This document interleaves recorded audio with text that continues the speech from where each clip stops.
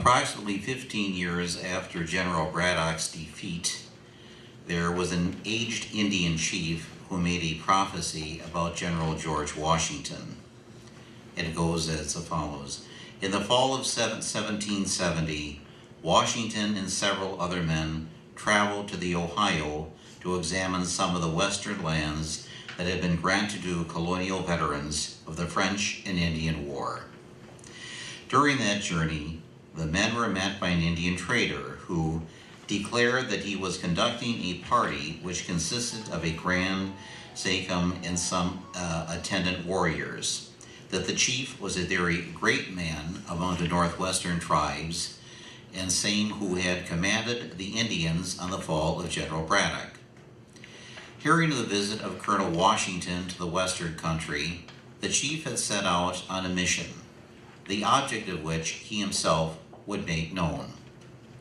After the two groups had arranged themselves around a council fire, the old Indian rose and spoke to the group through an interpreter.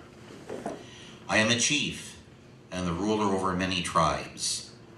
My influence extends to the waters of the Great Lakes and to the far blue mountains.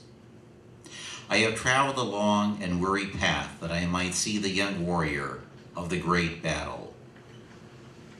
It was on the day when the white man's blood mixed with the streams of our forest that I first beheld this chief. I called to my young men and said, "Mark yon tall and daring warrior. He is not of the Redcoat tribe.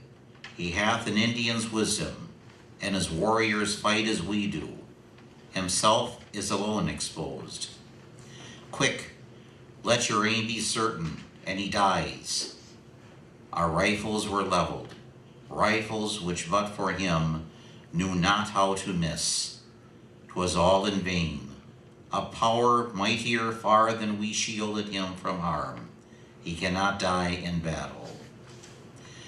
I am old, and soon shall be gathered to the great council fire of my fathers and the land of shades. But ere I go there, something bids me speak in the voice of prophecy. Listen. The Great Spirit protects that man and guides his destinies. He will become the chief of nations, and a people yet unborn will hail him as the founder of a mighty empire.